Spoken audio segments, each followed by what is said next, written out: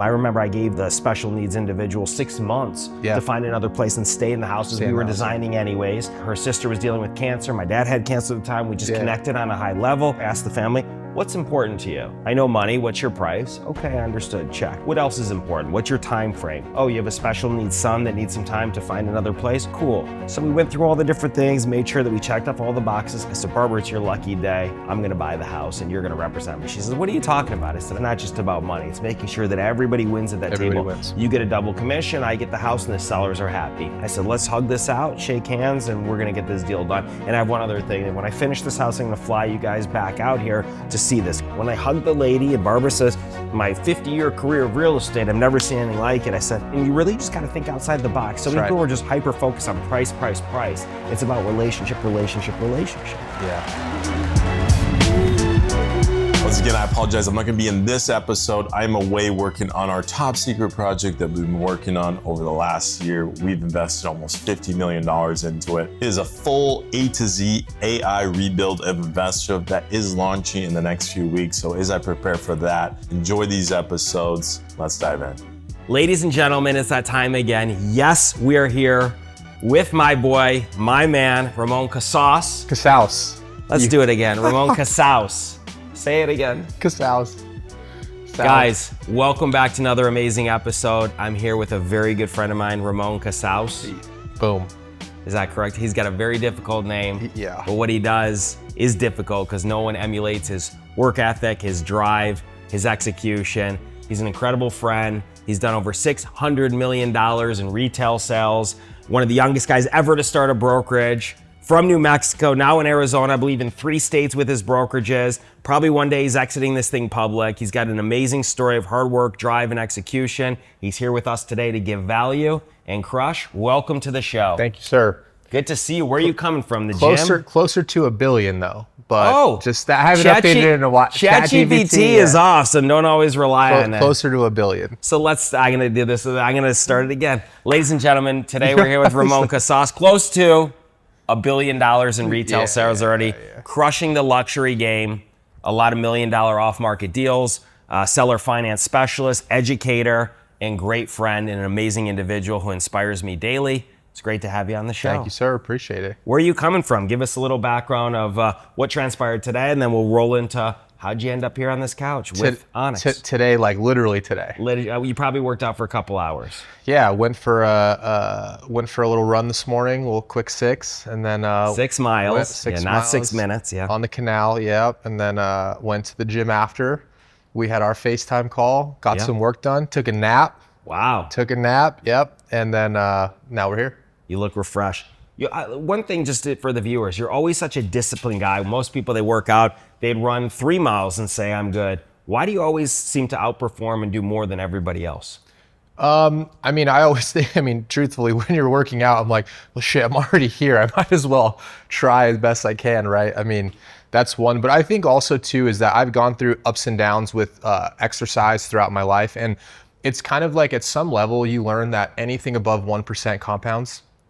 And so something is always better than nothing. Yep. And then obviously the most is the best. So I think about that a lot with exercise. Is like, it doesn't matter if it's these, you got to hurt yourself for a workout, or if you just can squeeze something in 15 minutes, but like every single day, like many things, it's like doing the same thing over and over and over again. It compounds. So absolutely. How you do anything is how you do everything. Sure.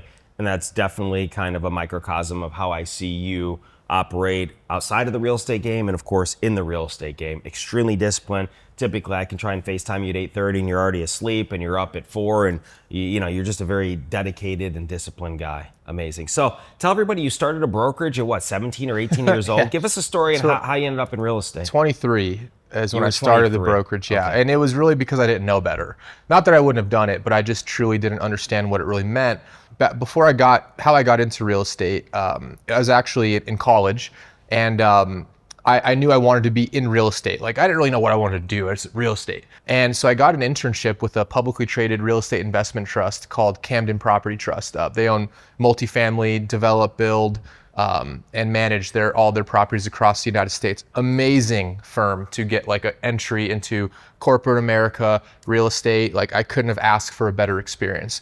The issue is that I was bored out of my mind of the 9-to-5 like lifestyle, right? I was living in Tampa, Florida by myself, left my home state, and you're like doing the thing, right? And there's two things. One, I was bored, and two, I was still poor.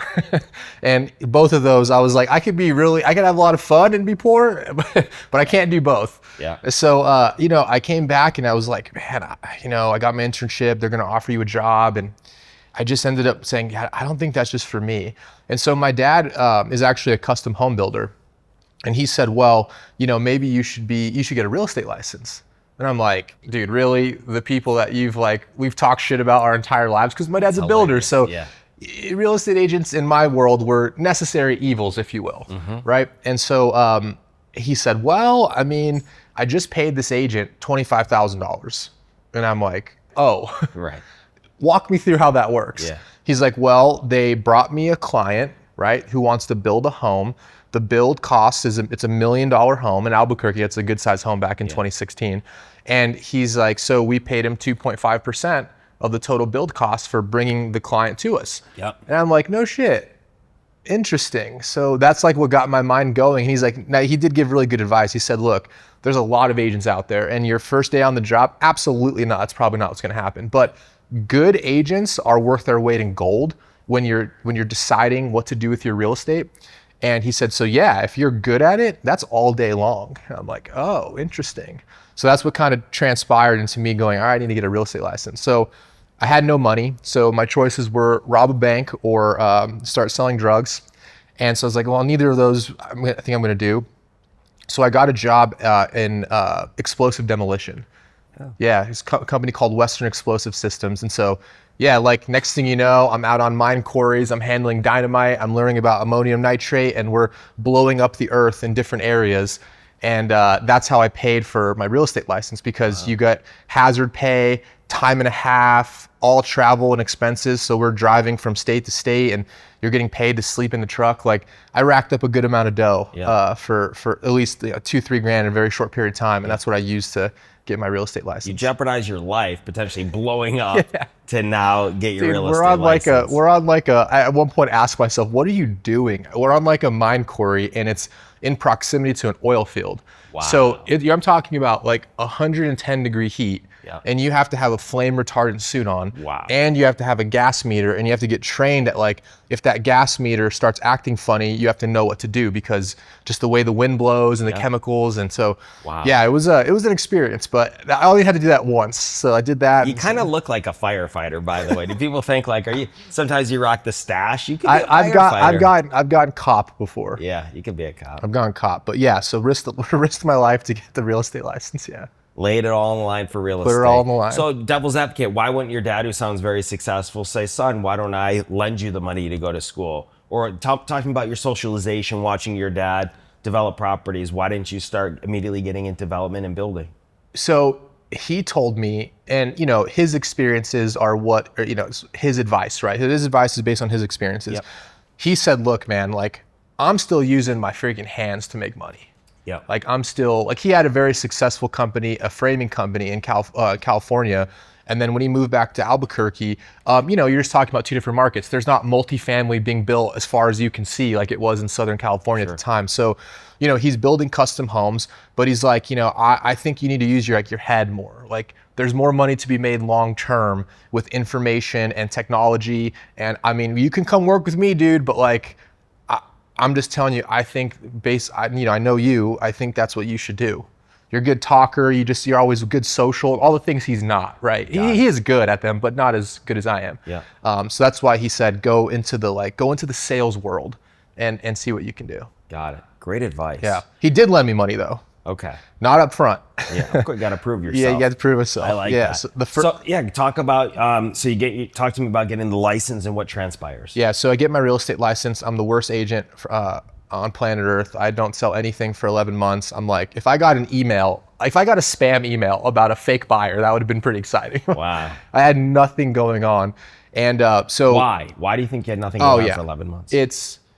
It's because of this word that I couldn't really put my finger on it, because fast forward, the next year I sold almost 100 homes. Okay. So the word is Audacity.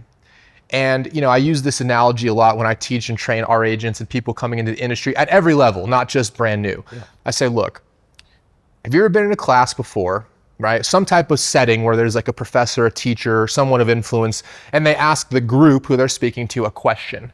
Like, hey, if you know this, you get a prize, right? And this is like grade school stuff.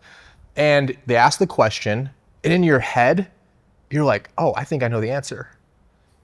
But then there's that split second of hesitation. Oh, is that right? Should I raise my hand? Right. Whatever it is. And then Johnny over here, who's an idiot, raises his hand and gets the answer right. And you go, shit, I knew that. And Johnny's getting all the praise. Johnny's so smart. He gets the prize. And I'm like, well, what was the difference between you and Johnny? Mm-hmm. Oh, Johnny raised his hand. So the common denominator to winning in real estate is simply raising your hand. Like, it just comes down to swings. The more you swing, the more you hit. But most people don't raise their hand because they're fearful or not willing to fail in public. They don't want to look stupid. It's, what are people going to think if I say the wrong answer? Or what are people gonna think if I do this, if I post this, if I say I'm in this trade or I'm doing this now? And that's what unfortunately holds a lot of people back. The difference is just very simple. It's just the common denominator is this guy raised his hand, you didn't. Mm-hmm. Same skill set, maybe your skill set's even better, but this other person raised their hand, they got the opportunity. So that kind of came to me after about a year of really struggle of going, oh, I'm just playing scared, bottom line. Like, just get real with yourself. Like, you're just playing scared. But yeah. So for the first 11 months, it sounds like you were just timid and tentative. That's it. You had the knowledge. That's it. You just didn't want to put yourself on the line, or you just didn't act abruptly. Yeah. I see it a lot with guys. Like, I've actually found this to be common. I see it a lot with guys who, were athletes in their, you know, I mean, like athlete, right? But like played sports as a kid in high school. Usually they're in good shape. They're good looking guys, like they're whatever. They never had problems with girls. They always had friends. Like this is like a really well-rounded person. And I found that because you have like this confidence level about you, you're scared, like you're timid to do anything that would lower your confidence. So they go into like a coffee place and like look at somebody like, who's this guy think he, like they have, and I'm like, dude, that's your next freaking client. Right. Like but you're walking in here thinking that you're like head up, and I'm like, that's what's holding you back from interacting with people, is that you have this self-confidence about you. Like even when you go in the gym, guys who work out a lot, it's like, if you're in sales, yeah, get your workout in, but like if you're trying to sell a house, like here you go. Everyone's paying a $300 membership here, for sure. But you think so highly of yourself, and not in a bad way, but it holds you back from like taking the first step, making the first move, giving someone a compliment, asking them a question. Sure. And you do really good at this, where you're like, you don't have that fear at all. Like anywhere you go, you're talking to everybody, but a lot of people don't have that, and that's what holds them back at the end of the day. Very interesting. Outside of all the other technicals, real estate, sales, blah, blah, blah, blah, blah. Yeah. That's like the core issue. Right. So it's amazing to see that contrast of the first year, nothing. To the next year, 100 sales. Yeah. So you got some massive, domino effect of success and capitalized on it. Yeah. Yeah. And the other problem that I see with people entering the industry is you got to expand your timeline horizon on what you consider successful. Like where you go, okay, I'm measuring my success now.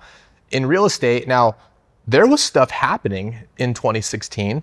I just couldn't see it. Like sometimes in sales and when you're building relationships, results are invisible. Mm-hmm. And that's what haunts people. It's like, nothing's happening. I'm like, that's not true. Right. Things are happening. They just haven't materialized yet. Right. So a lot of the stuff that happened that next year was from the limited activity I did do the first year. But then after that Audacity switch, like I really caught like, oh, I know what it is now. Yeah. That's when everything else fell into place. I think about that as a farmer, right? You're just, tilling and prepping for the seeds to come. You don't see the actual fruits of your labor until the 6 months or 12 months. I'm no farmer. We'd have to talk to Abernathy or somebody. Yeah. But you're spraying and putting in that work and you think nothing's transpired. But in reality, it's delayed gratification, just like everything else. Yeah. And if you have no money when you're starting, it's hard to make things go fast. For sure. And that's just what it is. Yeah. So I came down on like my last dollar and I told my dad, I was like, all right, dude, like I'm down and out. Like very hard for me to ask for money from my dad. I never had asked him for money before. And he said, all right, well, how much do you need? You know, in my head, I'm like, he's like, and calculate it the right way, because we're only doing this once. Wow. You know, I said, okay. And it was $10,000. At the time, it felt like I was asking for $1 million. Sure. And he said, okay, all right, 10,000 it is. Pulls out his checkbook. We're in his office at his construction shop, and he writes a check, gives me the 10K, and says, there you go. Is it a loan, or he just gave you the money? So his terms were, pay me back in full. Yeah. I don't want payments. I don't want none of that shit. And I want you to pay me back when you don't even realize it's gone. Wow. So 1 year later, there you go, done. Amazing. Yeah. Okay, so all of a sudden you get the success, you do 100 transactions, and you're working under another brokerage at the point. At what point do you say, hey, I'm gonna start my own team and put all this stuff together? So we always branded ourselves as Rock. I've the same company, Rock Real Estate Partners, since 2016. I had a decent CPA. I say decent, he's a nice guy. His advice wasn't great, but he did give me a good piece of advice. And he said, you know, Ramon, I do all the taxes for all the big real estate players out here. Mm-hmm. And I'll tell you from a business perspective, I'm no mogul, but if they stop working, that business dies. Mm-hmm. And he's like, so I'm just getting to know you and just hearing what you're saying and telling me and what your aspirations are. I think you should brand your company with a name that, or like a meaning that isn't all about you. Mm-hmm. It's not Ramon and Associates or Ramon Casas and Associates, whatever. And I was like, yeah, that's a good idea, Dave. And I don't know how I came up with Rock Real Estate Partners to this day. I don't know. What does it stand for? It doesn't stand, there's no stand, it doesn't, I swear there's no, I mean, it happened, like RNC happened to be my two initials, but like that wasn't the deal. So I just said, yeah, team, let's do it. Let's start building it. Just ignorant bliss. You have no idea what you're doing, but you're just going. And yeah, same still brand. We used same company since day one, but yeah, that's how the name came about. And then the brokerage was really we were getting into property management, and multifamily property management. I wanted to make sure that I had the verticals early on. Yeah. And so in order to do that at a Remax, which I was at, they don't touch property management. So the law, too much liability. Yeah. And I learned that the hard way. There's a window where the law was going to change. So you had to be licensed 2 out of the last 5 years, and you could take the test and get a broker's license. No sales requirements, no nothing. Wow. The law was about to change to 4 out of 5 years. So there was like this 4-month window where it was like now or never, or wait, another 2 years. Right. And so I just took the exams and all the stuff, got the broker's license, and on my 2-year day, the new company was open, and we left. So you left Remax and started ROC. Yep. He doesn't realize it's an acronym for Ramon Optimistic Casas. Yeah, there you go. There you go. Now I like the new that branding. Optimistic. Always optimistic. Yeah. Presumptive close. Yeah. Okay. So you start this new brokerage, and what do you do with it? Well, we short, we turned it into one of the fastest growing independent brokerages in New Mexico. We go from zero. Who's we? Me, well, I say we because like it's a team effort, right? Okay. My very first transaction manager, admin staff, my first, agent partner, Alex. It was a group effort. But we went from 0 partners, literally nobody, and I call them partners. It's interchangeable for agents, but that's just how we treat our people, as partners. Like that. And so, and then from 0 to 60, and being in the top 5 of sales and for teams in the state. What did you do? What was your culture? How did you become this machine effectively? Yeah, it was interesting. We used to be called, and people would, poke at us like, oh, it's just a frat house.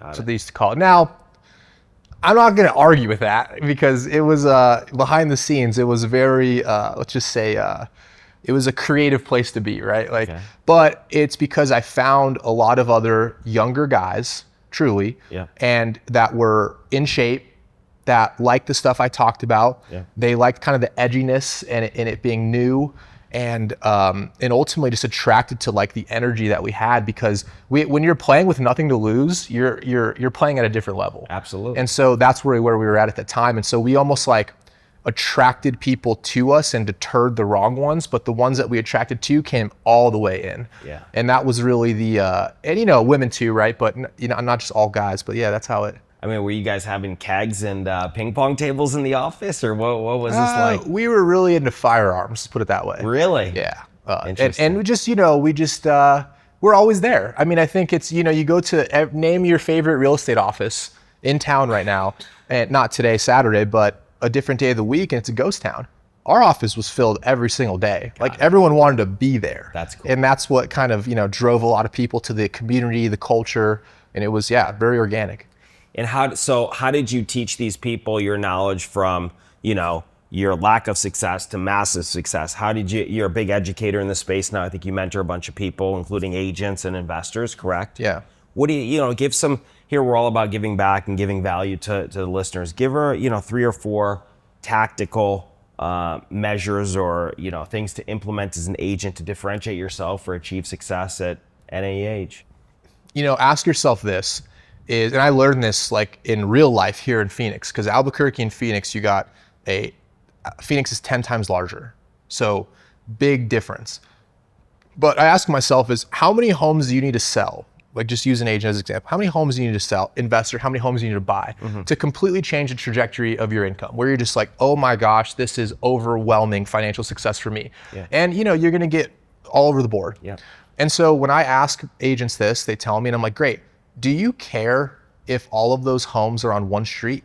Literally, if you need to sell 30 homes to change your family's life, do you care if they're all the same ones in the subdivision, or does it have to be spread out does it have to be a certain type of home? Or do you not care, just the price, right? They're like, I don't, no, that'd be great if they're all the same type and on the same street. And I'm like, okay, great. You can do that, but you got to specialize. You have to know something really, really well, because what consumers are paying you for is everything they can't find on their own. So you have to have an intimate market knowledge in one area. And when I say one area, not geographic, not specific financing, but something that differentiates you. Because going back to why we attracted so many people to our company is because we weren't for everybody. But the people we were for, they came in droves. Yep. So same concept in real estate, you see a lot of generalists, but not a lot of specialists. And you can't specialize in everything. Sure. So sometimes people think, well, but if I'm not marketing to everyone, then I'm gonna not get everyone. I'm like, well, you ain't getting anyone right now. Right. So what's the difference, right? Yeah. It's kind of like a limiting belief, if I don't make sure I'm open to everyone, then I'm gonna miss opportunities. And I'm like, you're gonna miss opportunities regardless. So it's kind of I don't know if that makes sense. Makes a lot of sense. Yeah. So teaching people to hyper focus on one specialty within. In other words, you can't come in, you get your license and think you're going to do commercial, industrial, residential, and investment. No. Choose one and go all in on that and add massive value to those people. Yeah, that one, I would say that's one. Yeah. From a tactical standpoint. A sales standpoint is, there's a limiting belief, in my opinion, around you have to be this slick salesman. Actually, the slick salesman, you're too slick, people don't trust you. Yeah. I see it all the time. You do what you say you're gonna do, be honest with people, and when shit gets dicey, when emotions get high, be the level set in the room. And if you could do those 3 things with all of your interactions, people will come back to you. Because at the end of the day, sometimes you do have to I call it extending the truth.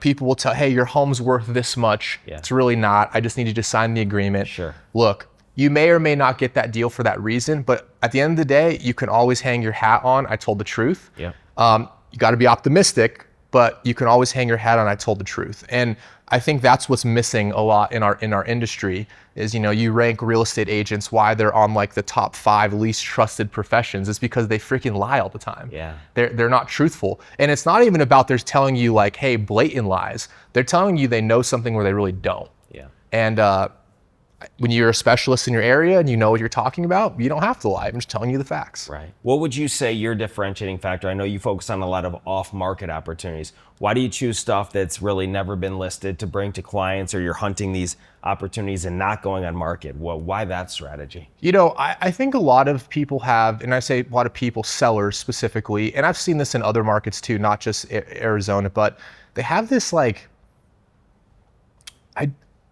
experiences of the past that make them hesitant to go on the market. And I get it, right? If you could just get your price and not have to go through the whole thing, that'd be ideal. So a lot of times that is a possibility. If you're a specialist in a certain type of real estate, buyers know you for that. Sellers understand the product, and you can put people together. Yeah. It's a win-win for everybody. We get paid, seller gets what they want.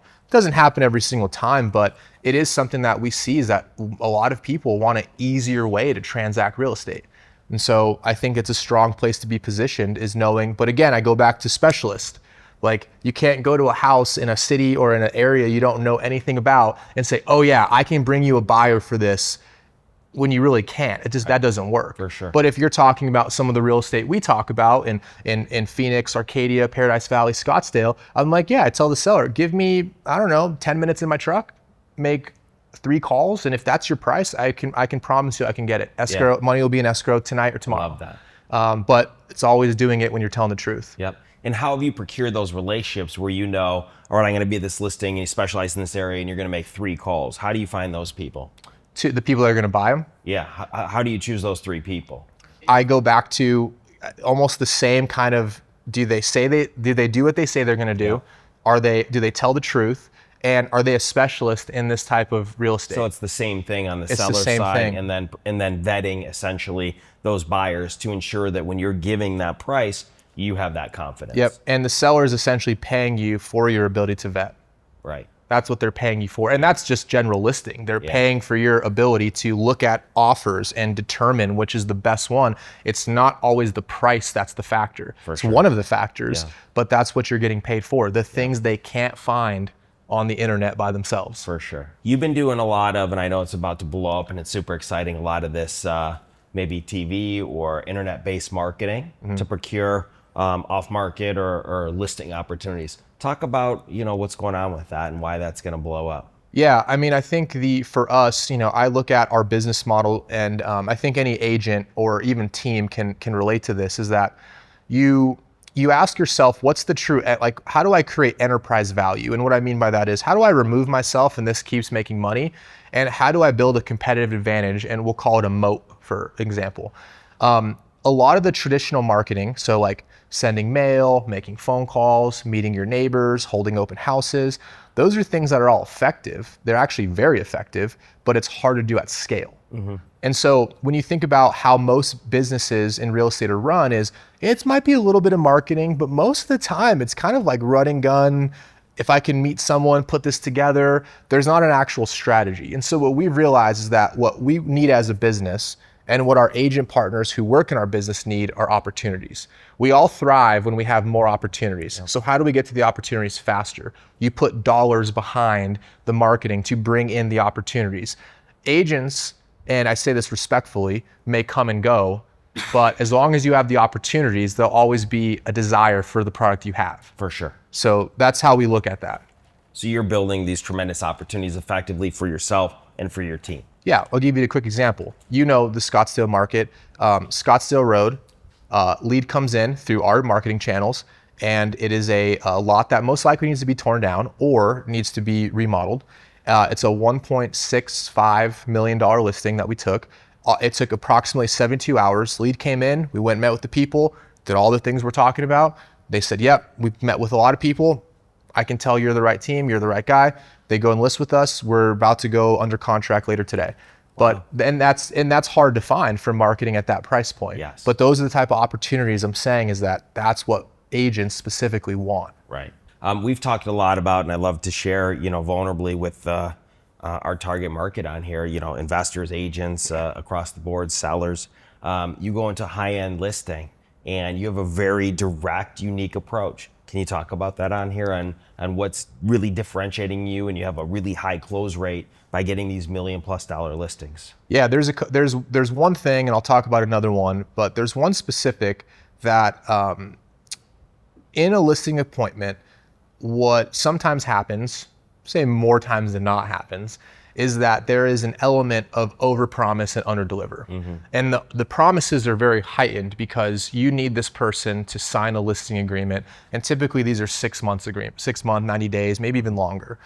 And so what happens is the agent presenting is saying all these things and pulling out every last stop they have because they know I need to get this person to sign this agreement. Once they sign the agreement, the reality is in real estate is that there is actually no accountability for what happens next.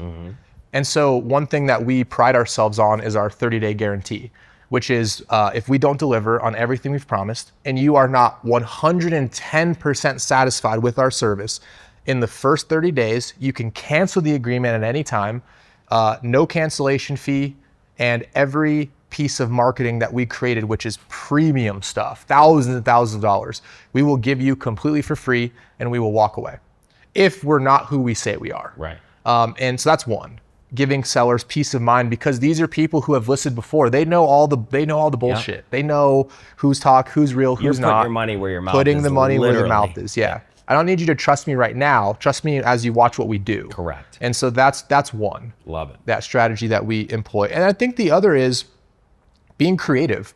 I can't tell you how many times that we've won listings and won the seller over because we're open to ideas. We're creative, and we're not saying, oh, you consumer don't know what you're talking about. I'm like, you'd be shocked how well-versed people are that have especially multi-million-dollar homes. They watch the market. They are by no means novices, right? Yeah. So you go in there, and sometimes you're treating them like, I know so much more because I'm and that rubs people the wrong way. And then when they have ideas, we're very receptive to them. It's more of a collaboration approach, less of a, hey, you don't know what you're doing, so here's what we're gonna do, this. Trust me, we're the best, yada, yada, yada.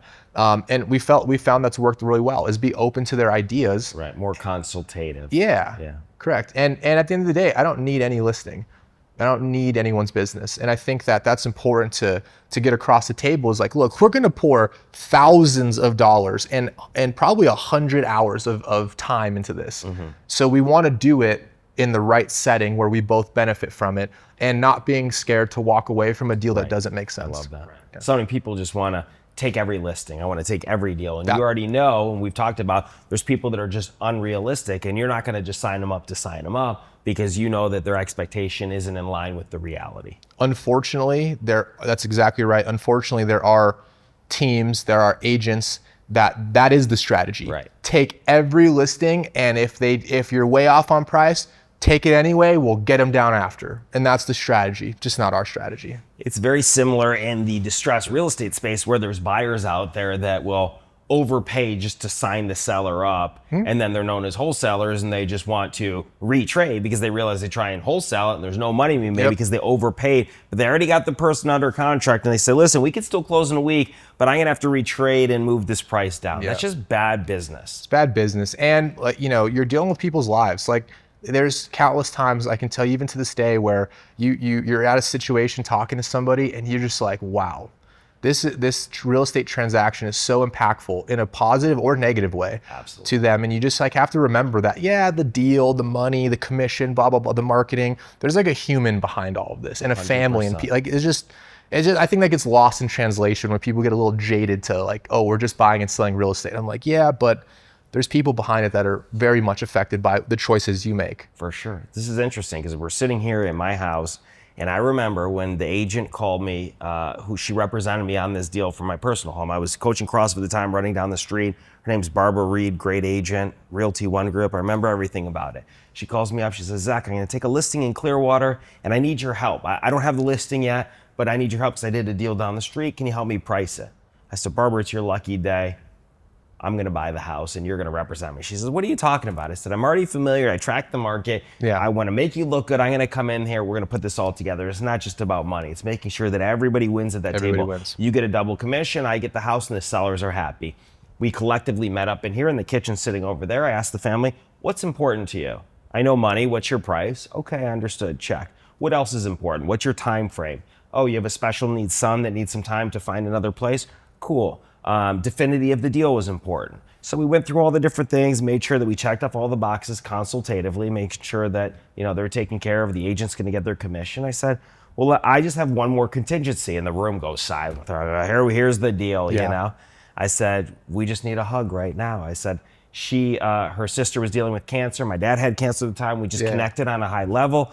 I said, let's hug this out, shake hands, and we're gonna get this deal done. And I have one other thing, that when I finish this house, I'm gonna fly you guys back out here to see this, because this will be a legacy property for me and ideally for you. And it was just, that was it. When I hugged the lady, and Barbara says, my 50-year career of real estate, I've never seen anything like it. I said, slow things down a little bit. It's not just about price and whatever. I remember I gave the special needs individual 6 months to find another place and stay in the house as we were designing anyways.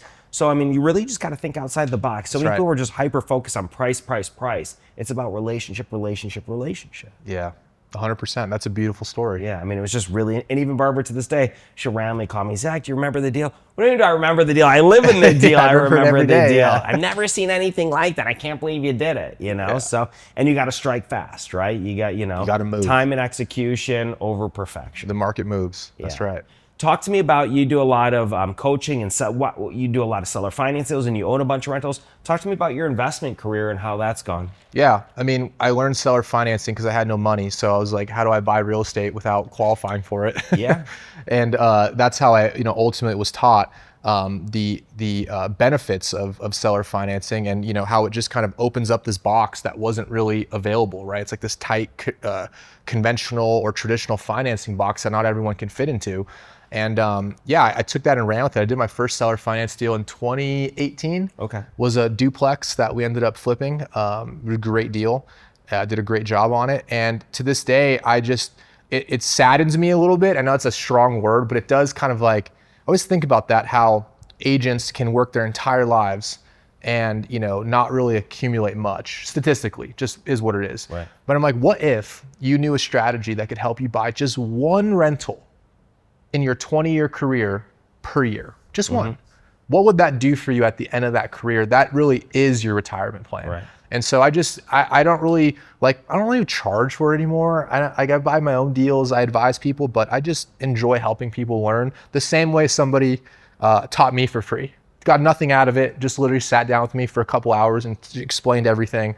But you're wrong. You know what they get out of it? What? Karma and legacy. Yeah. I mean, so it's like people think, oh, they just did this. But I mean, I think by doing good deals and helping successive and upcoming people change the trajectory of their lives and their families' lives, that's good karma. And then life is about karma. I've realized that. You treat people well, you do good business, people are going to be, karma and energy, good things happen. Your phone rings. Your phone with will opportunities ring with back. Yeah. If you're selfish and you don't have that abundance mindset and you don't have that, helping mindset, your phone will not be ringing. You're going to be going back to the T-Mobile and Verizon asking them what's wrong, and they're going to tell you bad attitude, bad karma. selfish, and bad karma. That I can tell you right now. We're going to diagnose your phone as bad energy, bad karma, and help more people, be more charitable, and don't look for anything in return, some level of reciprocation. Good things are going to happen to you. That's great. That's how I see it.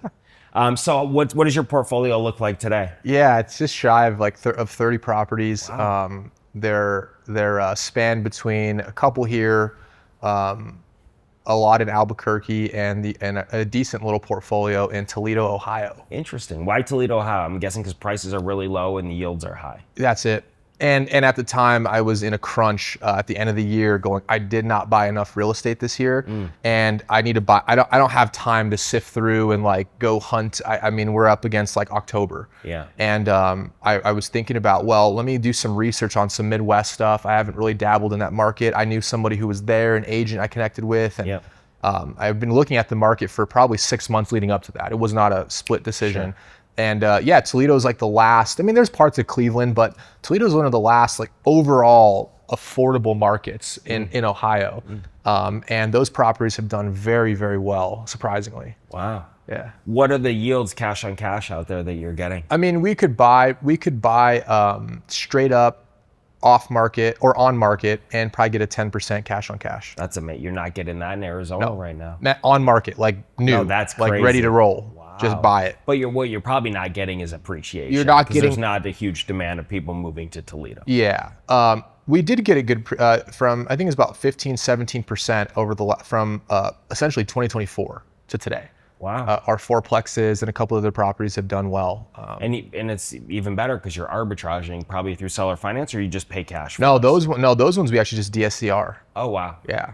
Cool. Yeah. So my strategy with buying real estate is like pick the deals wisely, but I'm buying really to defer tax, right? That's because it's a very cash intensive business, what we do.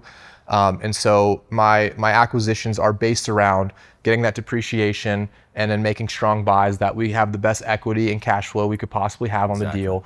But I'm not looking to overbuy assets. It's enough to offset taxes and then continue on. Are you paying taxes today, or are you buying exactly enough to accelerate depreciation and almost pay zero? Try to get right on the money with it. Wow. But also with little cash as possible out of pocket. Yeah. That's the caveat. Right. And now that's not always accomplishable. Like that, those deals, I think we, probably dumped $250,000 in down payment to get them. That makes sense. But every year is a little bit different.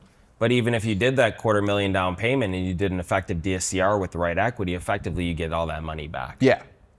Yeah, and just refinance for 2 points under what we were at in 3 years. Amazing. And your cash flows. And now we're feeling good about it, yeah. Wow. I mean, just from what I can extrapolate from your career and going back, I mean, I can visualize your dad telling you, son, I love you, you're a smart guy, you can come in the construction business, but you're only as good as your last construction or framing job. Here he tells you, go out and use your head and create passive income, and you did exactly that to a T and beyond. I mean, you talk about, here, if you bought one a year, you've been in business now, what?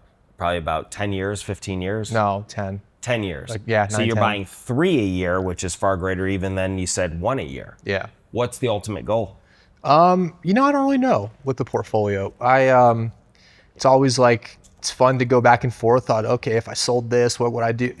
But for right now, I think that what I have aspired to get to, which I'm pretty much at now, is where you can take bigger swings in your business because your lifestyle is padded by your cash flow from your assets. Absolutely. And I think that's a situation where I got close to having that not where I needed it to be. It worries me to this day is that I can take bigger risks in my business, and if I know for sure if it all went away, like I'm still good. Right. And I think that's an area where with real estate agents, it's kind of the keeping up with the Jones, right? Is you get the next car, the next house, the next vacation, yada, yada, yada. Next thing you know, you can't invest $5,000 a month because you need that $5,000 or you need that $50,000, whatever the number is. Sure. And so to me, it's just continuing to build that base of safety through real estate that I know if everything took a turn and real estate agents were extinct, that I'm like, okay, cool, I'm you good. Got your passive income. I got my income and I'm not going out of the game. We joked about this before, me, you, and your beautiful girlfriend in my kitchen. You guys were shooting some ads about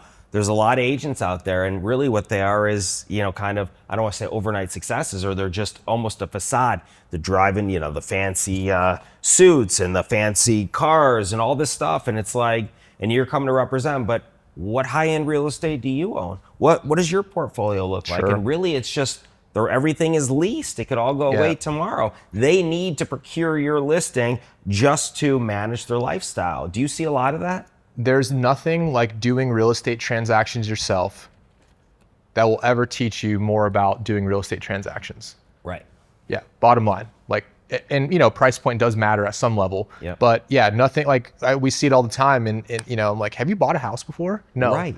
I'm like, well, not to say you can't be a great facilitator of real estate transactions, but you will never have the in-depth knowledge of when it's your money on the line. For sure. And so I couldn't agree more with that. I mean, it's just hilarious. It's the same. I get people poaching me all the time. Hey, let me get a swing at selling this house. Cool. Yeah. Tell me about your background. Yeah. Oh, I got my license, 2 years ago. I've done 5 deals. Well, what's the highest price point you sold? It's like, what are you talking about? Yeah. I respect them going to the swing, though. I can respect anyone that cold calls or asks. I always respect the game, but you got to back it up. You earlier asked me for 3 pieces of advice. Yeah. I gave you 2. Okay. For the listeners, there was 2 there. You asked for 3. Yeah. I couldn't come up with all, because it just happens where I think of what's the most relevant one. And the third, though, is that play your game. Mm-hmm. So when I first moved here, I didn't even have a real estate license, right? We had a business, so I didn't have a license. I didn't know literally east from west. I was calling the East Valley, the West Valley. I was calling Scottsdale. It was bad. So I had to learn everything. And it takes time. But when you meet with somebody, and I'm still out there, we're still getting business, I'm going on appointments, our team is asking me for advice, right?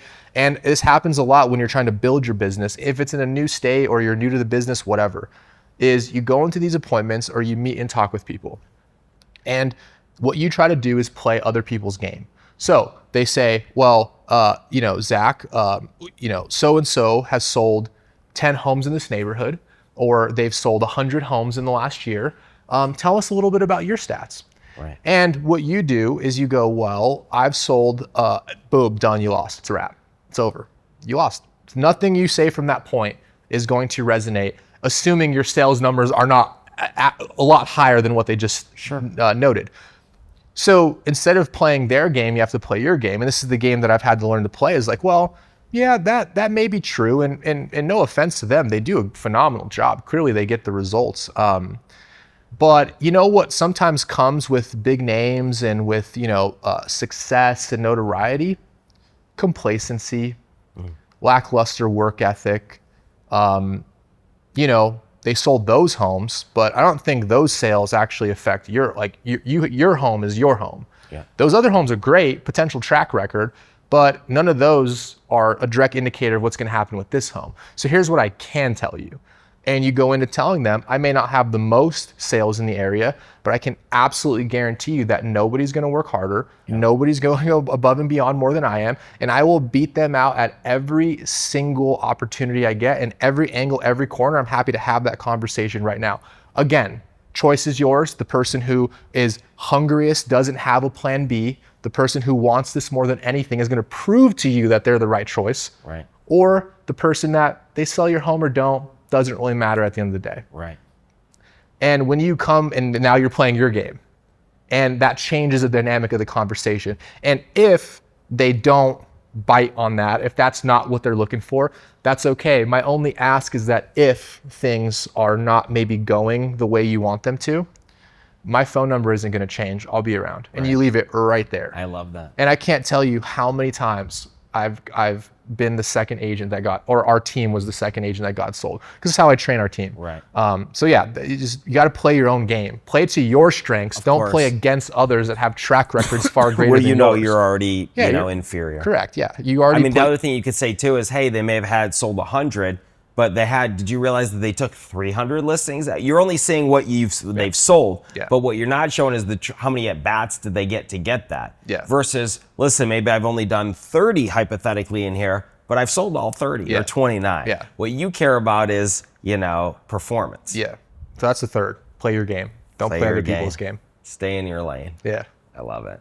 Talk to me about where, again, future. You talk about maybe is our OC going public? Well, what's the game plan with the brokerage, and kind of what's your ultimate goals in the next 5 to 10 years? Yeah, it's interesting. We're kind of at a crossroads right now where, we did do a partnership with a pre-IPO, soon to be publicly traded real estate technology platform called Place. It's really a sleeping giant in the industry, one of the largest real estate prop tech firms that exist in America right now. And so we're super excited about that, that day on the stock market. We're working hard towards that. And, I think we always question, does the next iteration in our expansion look identical to the one we're doing today? So the answer is we're literally having these conversations right now about what does the version 2 of this business look like? Because the way that consumers are transacting, finding information, artificial intelligence, things are changing very quickly. Yeah. And I have to look at the overall statistics of success in the business and understand that, all right, there's a reason why, 80% of the industry doesn't do a single transaction. Is that going to get better or worse over time? I think it's probably going to get worse. And then you look at, okay, well, what's the competitive advantage that the top 10% in the industry have? And what are those advantages going to be replaced by something else? Are those going to be disrupted? And if so, what is the disruption going to be? And then again, back to the moat conversation is, how do we build a moat around our business that can weather the economic headwind or tailwind going forward? We shall see. Part 2. A man on a mission. Part 2. Has any mentors or books really changed your game? Have you learned everything from just hands-on experience? Talk to the guests about the viewers about any books or podcasts or mentorships or anything that you've had that have been impactful on your career. I think a lot of it starts at home. I think as a kid growing up in an entrepreneurial family. my dad's self-employed to this day, has been self-employed his entire life. So you kind of don't even know another way of life. Right. It's just kind of it's just life, right? Monday, Friday, Sunday. It doesn't really matter.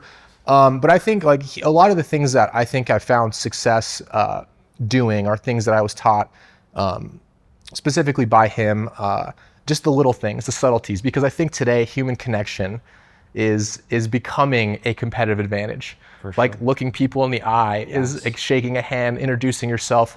These are small things that I think go a long way. And so I was taught those early on. So I think a lot of those, mentor or lessons was like, I would say from my dad. The other like, I mean, there's so much good information out there. It's kind of information overload. Yeah. If I could think of, I really like documentaries around the stories of companies like Walmart, Home Depot. I like those types of stories, and I love listening, not so much at like the tactical knowledge, but the story about how one thing transpired to another.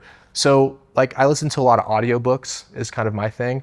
There's nothing that really stands out to me that I'd say, hey, this was a absolute game changer if I wouldn't have heard it. Sure. But I think surrounding yourself with good people in your personal life is probably the second to that as most important for, intaking the right information, learning from those around you who are doing it in real life. Of course. There's a lot of theory out there. Yeah. Right? A lot of big talkers, but but not a lot of doers. Yeah. So more implementation, less information is kind of my strategy. I love it. Yeah. Man out on the streets and in the sheets.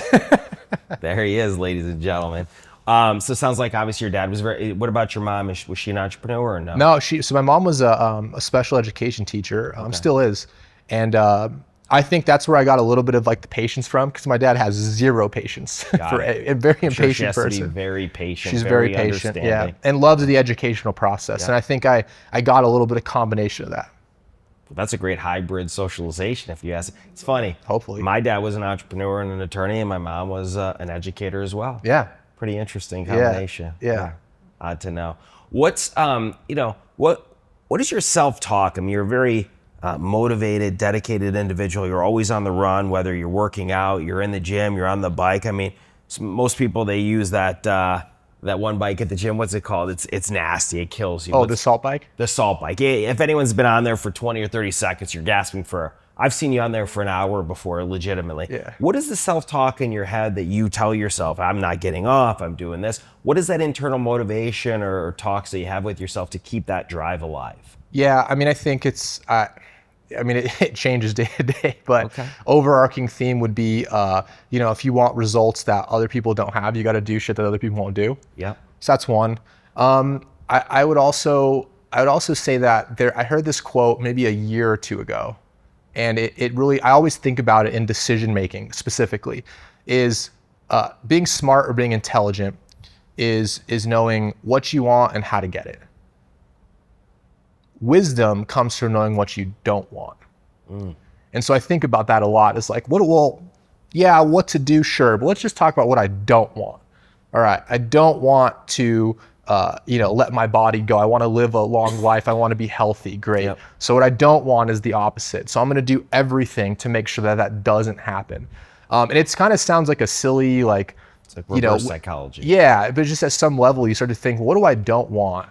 And I'm just going to make sure I optimize and ensure that everything I do is to make sure that doesn't happen. That's interesting. Instead of focusing so much on like the goal, what do I want? What is this? How do I get there? It's like, what do I for sure know at the end of the day I don't want? Yeah. And with the exercise stuff is like, I want to be great at business. I want to, inspire people. I want to have a healthy body. And I think physical fitness is one of the most clear as day. Either you got it or you don't, in a world of superficialness and who you don't really know what's true or what's not. That's something that can't be denied or taken away. It's clear as day. It shows discipline. It shows performance, right? It shows someone who cares, can follow through for long periods of time. So I think about that stuff a lot in everything I do. What do you want, God willing, 100 plus years from now? What does your legacy look like? Yeah, I don't really have a good answer for it, but I'll ramble on some of the thoughts. I always thought it would be cool, and I say cool as in I just think it would be cool. It's not necessary, but I think I like it, is having a business that, number one, outlives me. That truly you're there because you want to be, not as a necessity, and it changes people's lives because they came across your business. People don't stay forever, but they can always point back and say, you know what, there was a drastic shift in my life, or there was a drastic shift in my health or my marriage or my financial wealth, and it was because of this experience. To me, that's the coolest thing ever. The part two would be that your family could somehow be involved in it. I love it. Good. Those would be my rough thoughts about what I want it to look like. Fair enough. Yeah. It's Johnny on the spot, quick answers. What any parting words or things that you feel will be relevant to provide value to the viewers? A lot of these people that watch are in the real estate business, they're agents, they're investors, there's a hybrid of both. Anything that you feel would be essential to convey to those people, maybe to, give them some sort of mindset advice or just, golden knowledge to enhance their business or their life that you feel we have not conveyed? Yeah. When I feel stuck, I remind myself to close the laptop and get out in the streets. And when I say that, like, real estate's a hyper local business. It's a contact sport at the end of the day. Now, yeah, scale, efficiencies, processes, all that stuff. But sometimes you can drive yourself insane sitting behind a computer all day trying to figure it out, when sometimes it's just one more conversation, it's one more client, it's one more thing that changes the way you think about things. A lot of that doesn't happen sitting behind the computer, especially in the very beginning. So going back to what I said earlier about more implementation, less information. You got to go out and do it. The action is what will provide the clarity that you're struggling and trying to figure out. What do I do? Like, the clarity you're looking for is going to be based on the actions that you take. That'd be one I think has helped me so much. And then the other is just outwork people. Yeah. I hear it all the time. Oh, it's such a competitive market there. I'm like, not really. I mean, don't get me wrong. There's very talented people in our industry, specifically here, Albuquerque, our other location, but it's not always what you think it is. You can get ahead by just sheer outworking people. And I think that's something that falls kind of in the cracks sometimes in work-life balance, all that bullshit. It's like, no, if you want to win, it's just win. Yeah. Outwork your competition. I hear all the time, Zach, how are you getting deals? There's no deals out there. It's funny, right before you, James Danner was on, he was like, I buy a lot of deals on the MLS. I'm like, wow, that's interesting, because everything I buy is off MLS. But the point is, there's an abundance of opportunities. Just work hard and go get them. I think people, though, will think that, oh, well, Zach has built this portfolio. He has all these deals. He's hanging out at his Tony Stark house on the hill. And I'm like, you got it. You're not understanding how this works. The guy probably outworks you in 3 days that you do in a full week. Yeah, and I think that's the part that I'm trying to convey is it's like sun up, sun down. I mean, every single day if you want to win. Every time we FaceTime, legitimately, you're either in the gym or you're in your office, or if you call me, I'm on the west side or I'm in a house or we're out there working. We're not sitting here, you say, behind the computer strategizing. We're out there taking action, and what transpires is it's a domino effect of the action taken is a direct correlation of the results deserved. 100%. Yeah. So that's the secret sauce, in my opinion. It's not like, you're a very sharp guy, I'm decently intelligent, but it's not about, we're no Harvard graduates. We're out there hustling and bustling to create opportunities. So this game is for anyone that's willing to roll up their sleeves, put themselves out there, getting uncomfortable to get comfortable, building strategic, solid relationships, and most importantly, executing. And people admire work ethic. I think that's there's I don't even know what you'd call it, not a limiting belief, it's just maybe you don't recognize it, but people recognize work ethic and they respect it. Right. And so that is one easy way to separate yourself. People like other people that, especially you're talking about real estate, you're representing me, you're going to help, okay, this person cares a lot. That alone sets you apart from your competition. Yeah. I mean, I would love to be a fly on the wall walking into your listing presentation to people, because I know that exactly as you conveyed it here, those people are like, we don't need to interview anybody else. This guy talks the talk. He is what he talks about. He executes, and you're the best guy for the job. Let's get started. Yeah. It's definitely a more empathetic conversation than people think. Sure. Right? The ego drive gets you in the door, but then when you're in the door, humility, empathy, clear, it's not like an aggressive pitch, right? That sometimes people try, it doesn't work, but 100%. Yeah.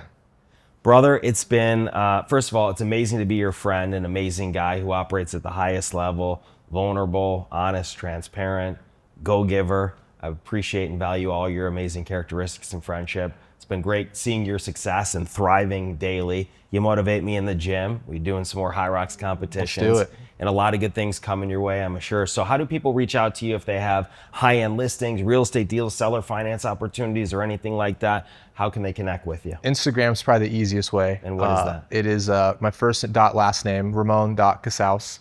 And then spell that out. RAMON dot CASAUS. That's the easiest Put it on way. The screen. Yeah. Easiest way. Okay. So reach out to him and let him blow your mind, and vice versa. Let him provide value for you. He's a very great go-giver, and we're grateful and honored to have you on the show. Thanks for having me. Dropping the knowledge, the looks, and now I got to go to the gym after this. I was tired before, but now I'm motivated and amped up. So hope you guys enjoy another amazing 11 out of 10 podcast. Let us know what you think. Drop some feedback on here. Connect with Ramon. Abundance of opportunities. Let's go seize the day and go crush it. Thanks for watching.